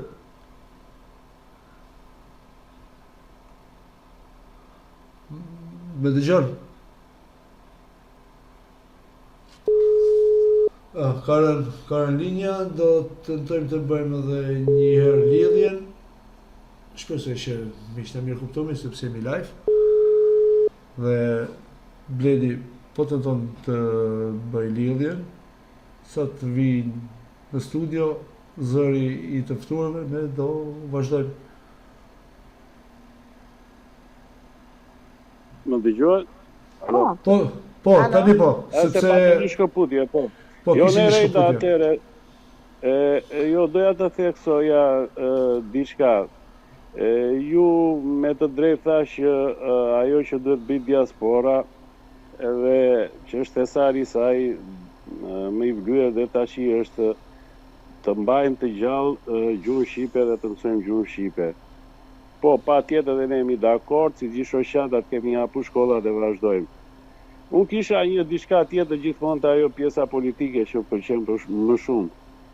Aty në Rovereto ishte koha e zgjedhjeve regionale, edhe më bëri përshtypje që ishin ndarë në 7-8 fraksione dhe ishte pa mundur që të nxjini një kandidat. Ndërkohë që vitin e kaluar, duke folur me Gentian Sheron, me njerëz të tjerë aty në Bolzano. Gentian Shero është në Trento. Në Trento. Në Bolzano, megjithatë mu bë qefi që u arritën që të dilin dhe të prezantoheshin me kandidat shqiptar, ku kemi Vitoren aty, po dhe 2-3 të tjerë. Pra, më në fund arritën e kuptuan, u bën bashkë, dhe shumë mirë, fitore e madhe dhe jeni shembull dhe për gjithë komunat e tjera, pavarësisht problemeve dhe ndarjeve që keni pas aty. Por unë dhe atë theksoja këtë, atëre për juve është me vështirë që ne të mlidhemi bashkë si diaspor, pra deri tash kemi bërë tap në politikën italiane dhe ju jeni shembull aty. Dhe me vështirë që nga për të bërë këtu politikë dhe ne të hymë, megjithëse na takon dhe jemi të vonuar edhe këtu në Itali, apo ne si diasporë duhet të vazhdojmë dhe duhet të veprojmë me të njëjtën mënyrë siç kemi bërë këtu edhe në Shqipëri, duke ditur që edhe në Shqipëri ne kemi njerëzit tanë, se kemi të afërmit, kemi njerëzit tanë, sepse mu duke pak pesimiste me thënë të drejtën të ajo pjesa që jo se neve nuk na llogarisin sepse atje është korrupsioni nuk na lejojnë. Por modestisht them që përpjekja më e madhe dhe për të arritur politik është këtu në Itali, sepse në Shqipëri pak të bazat e kemi dhe një vendim të gjykatës kushtetuese që të votojmë si diasporën e kemi. Më në fund. Po pra, më në fund vendim. Po. Më në fund. Po. Atëherë pyetja Gentian, me sa kuptova është që nëse ne kemi më të vështirë këtu në Itali për kandidaturat apo në Shqipëri, apo që ne duhet të punojmë më shumë këtu për të hyrë në politikë. Jo, ishte kjo idea, në kuptimin që duke parë edhe zgjedhjet e vitit kaluar, që patëm goxha këshilltar në zonat e Bolzanos, Trento Adige, aty ku përfaqësuan mirë, domethënë edhe dolën kandidatë dhe morën goxha votat. Ju mendoni se është më vështirë që ne të bëhemi bashkë dhe si diasporë dhe të bëjmë politikën tonë për në Shqipëri dhe të prezantojmë siç po prezantojmë këtu në Shqipëri, apo është më e vështirë këtu në Itali? Sepse shembulli është i tillë, ne në Itali arritëm, por në Itali, por në Shqipëri që nga më e vështirë për të prezantuar dhe për të nxjerrë kandidatët tanë. Atëherë, unë pyetjes tënde po të përgjigjem me një kundër pyetje. Po. Pse jemi kaq të vështirë ne këtu në Itali dhe nuk bëhemi bashkë për të vënë, nëse janë 3 rryma, qendra, destra dhe e majta, e djatha dhe e majta. Pse komuniteti shqiptar vën 7 tek e majta, nuk e përkrah fare këtë të së djathës, edhe gjysmë për gjysmë për këtë të qendrës. Sepse ne jemi shumë egoista. Ne nuk e shikojmë një kandidat në politikë si një zëvendësin ton në këtë politikë ose në këtë komunë, në këtë bashki. Ne e shikojmë, ma femre,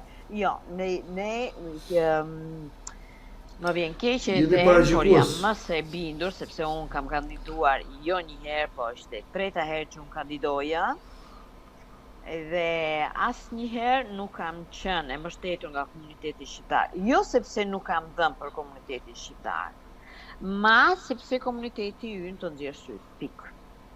Më shumë se kaq, e qartë, kur ne jemi kaq të vështirë këtu, si mendon që ne të çojmë përfaqësuesin tonë në Shqipëri? Ne kemi përfaqësuesin të aty në Shqipëri. Ne nuk bëhemi bashkë këtu dhe më vjen keq që dhe sot e kësaj dite thënia e Faik Konicës është më se reale. E keq që shqiptarit i vjen nga vetvetja. Shumë vërtet. Ja, është vërtet. Historikisht Mi më mirë dakord, shikoj, i dim edhe ato thënie, jemi dakord dhe infatti. Unë e pash në Rovereto që u bën 8 grupe për të nxjerrë, do me thënë 8 grupe se cili kishin një kandidat të tyre, dhe duke bërë llogarit aty me numrat, do me thënë ishte një situatë edhe pak tragjikomike, do me thënë si është e mundur që të nxjerrë. Megjithatë, u mendoj se po te kaloj ajo pjesë, pavarësisht asaj pjesës tuaj se do ishte nder që shqiptarët ju përkrajnë për gjithçka që ke dhënë. Por, po theksoj këtë që duke parë lëvizjet e tjera që u arrit të dini me 2-3 këshilltar që po na përfaqësojnë, mendoj se ka ardhur koha që edhe komuniteti shqiptar e ka kuptuar sepse ka arritur një pjekuri, kemi dalë nga ajo faza e bijetesës edhe këtyre ndarjeve, sepse po e kuptojmë, jemi pjekur, maturuar, na ka ndalë edhe një brez tjetër tani që po mendon edhe diçka më tepër dhe avash po i afrohemi qasjes, do me thënë, për të përfaqësuar në politikën italiane. Megjithatë, për pjesën e shqiptare, unë nuk e di që ne jemi të përfaqësuar, do me thënë, nga një përfaqësues i dal nga diaspora, sepse u nis unis nga politika shqiptare që të ligjizjedhur të përfaqësoj me kandidat si në Itali ashtu dhe në Greqi, të paktën 4 në Itali dhe 3 në Greqi dhe pastaj e hoqën. Pra kjo ishte ajo mundësia që ne për dalë. Megjithatë, tu në Itali ne votuan dhe nuk votuan pak, shteti më i madh sot për sot që dolën votat e diasporës, që ishin 175.000. Pra ne kemi votuar, nuk është se nuk kemi votuar, po votat ku i quam, në zgjedhjet e kaluara, në zgjedhjet e ardhshme në fal do jemi prap. Do votojmë, për këtë do votojmë. Sepse ju po thoni që ne kemi përfaqësuesit. Unë mendoj që ne si shoqata të bashkohemi, të flasim mirë, të gjejmë një vend takimi, e t'i vëmë ca pika mbi, normale që nuk është e thjesht, sepse jam dakord me gjitha të ideja e Gentianit. Nuk në diskutime atë pjesën, sepse edhe brenda shoqatave kemi përplasje. Mi po duke parë gjendje reale ku ka vajt vendi jon, sepse ju po thoni që do vi koha. Unë mendoj se koha, po pritëm kohën, aq më shumë i largohemi objektivit. Sepse ne jemi ai brezi ndërmjetën, si po thot Leo. Do me thënë pas brezit ton, në qoftë se ne nuk japim atë shtysën, rinia humbën rrugës, pastaj shkputet rinia, shkputet brezi i ri i diasporës pastaj. Bëhet shkputja. Okej, mi fjalë, Gentiani ka fjalën që diaspora duhet të organizohet dhe duhet të jetë më shumë, të bëjë më shumë presion, qoftë përmes një lëvizje, përmes një organizimi, ku diun, për në Shqipëri. Kjo është ideja, mendoj, Gentian.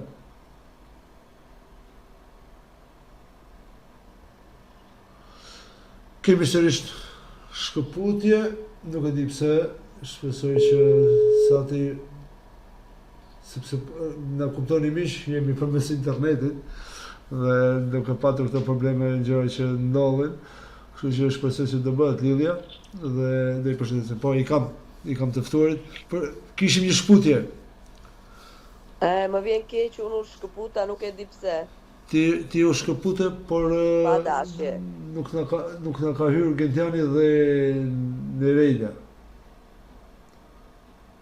Kështu që duhet të na hyrë edhe ata, dhe ti që i bërë të punë pa dashje, në ke heq ata dy tjerët.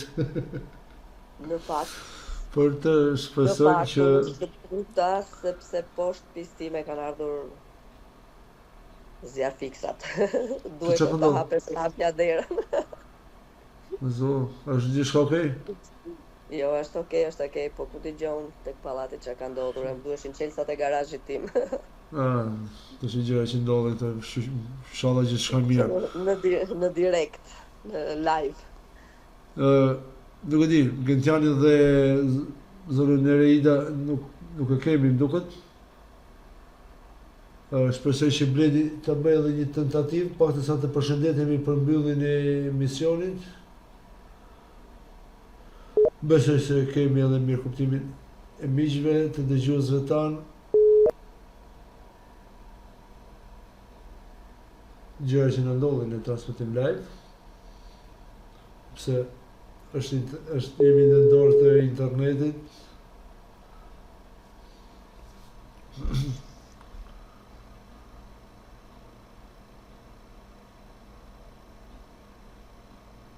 Okej.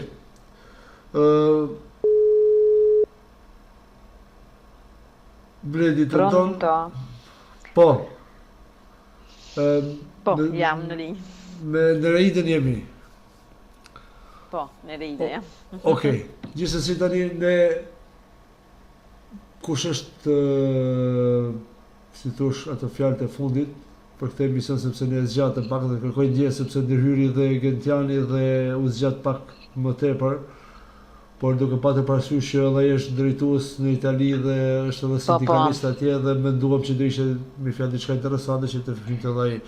Kështu që të kërkoj ndjesë, sepse ishte një ndërhyrje ndoshta e pa parashikuar, por kërkoj ndjesë. Është mirë kështu kur bëjnë këto ndërhyrje që të jenë përhapje të rrugëve të reja dhe të bashkëpunimit. T'ju them tjetër, shumë faleminderit për të mundësi që më dhat, edhe të bashkëpunojmë në realizimet të objektivave për arritjen e objektivave të reja. Shpresoj që nuk jemi mërzitur me ne, do të kemi edhe herë të tjera, do të kemi një bashkëpunëtore të radios tonë që të na sugjeroni miq shqiptarë të tjerë që ne mund të bashkëbisedojmë, të flasim dhe të njihemi njëri me tjetrin, me sukseset e njëri tjetrit, me hallet e njëri tjetrit, sepse ne shqiptarët duhet të kuptojmë që edhe sukseset, edhe hallet i kemi të përbashkëta sepse jemi shqiptarë. Dhe ti ndajmë kanë peshë tjetër. Pa diskutim. Të jam mirënjohës pa fund. Faleminderit dhe shpresojmë që një ditë të takohemi në për seminare pa diskutim. Do ishte një kënaqësi nga ana ime. Sa të vi pranvera fillojmë të lulëzojmë, se ne në Gjermani jemi mësuar me të ftoftin, por kur dalim andej nga Italia duam diellin, sepse për pa diell jemi këtu. Ashtu është. Shumë faleminderit. Shumë faleminderit. Mirënjohje pa fund. Mirënjohje pa fund. Faleminderit. Shumë faleminderit Madiana për këtë mundësi që më dhe. Faleminderit ty, ishte kënaqësi. Gjithë të mirat. Dhe çdo shqiptar kudo që ndodhet. Faleminderit. Po Madiana? Po Leo, ishte me të vërtet një intervistë interesante. Të jam shumë mirënjohës për ndërhyrjen që ka bërë, për kontributin që të vi zonja Nereida Xhagolli në emision me ne, por edhe për kontributin që jep për Window Radio. Shumë faleminderit. Dhe të shkuara sa më parë të ikën ai gripi, sepse ke qenë 2025 deri tani vetëm me grip. Jo, është e vërtet, se di. Faleminderit. Ka gripi me mua, jo unë me gripin, po ka me të vërtet që 2025 me grip.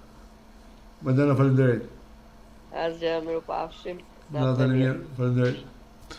Të nderuar miq, ky ishte emisioni Horizont për sonte, pra që ishim në bashkëmoderim me Madianën live nga Padova dhe me zonjën Nereida Xhagolli nga Rovereto në Itali, ku përpoqem të bëjmë një bisedë me zonjën Xhagolli për të kuptuar zhvillimin, aktivizimin, gjitha ato çfarë jep kontributin e saj, që ajo jep të pakursyer për komunitetin shqiptar në Itali, dhe jo ndoshta vetëm, ishte një bisedë që mendoj shumë interesante dhe me shumë informacione që ne kemi nevojë të shpërndajmë këtë njëri tjetrit, kemi nevojë që ne të komunikojmë njëri me tjetrin dhe të njohim sa më shumë njëri tjetrin, të njohim sa më shumë punën e njëri tjetrit, sepse çdo shqiptar në diasporë është ambasador i Shqipërisë, i Kosovës, pra i shtetit, i kombit shqiptar. Kështu që do të kemi parasysh, të kemi njerëz të ndërgjegjshëm dhe të përgjegjshëm për atë, për kombin tonë, dhe të japim më të mirë dhe të paraqitemi sa më mirë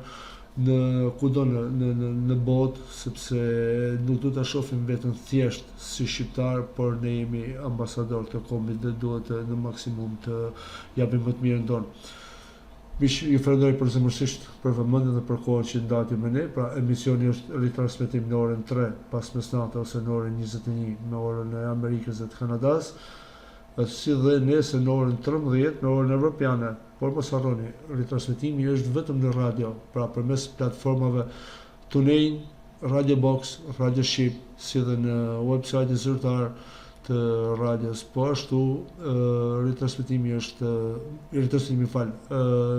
nesër do jetë në faqen zyrtare në YouTube, Horizont Window Radio hapësirë, dhe mjaftoj që të bëni një subscribe dhe aty do jenë emisionet tona.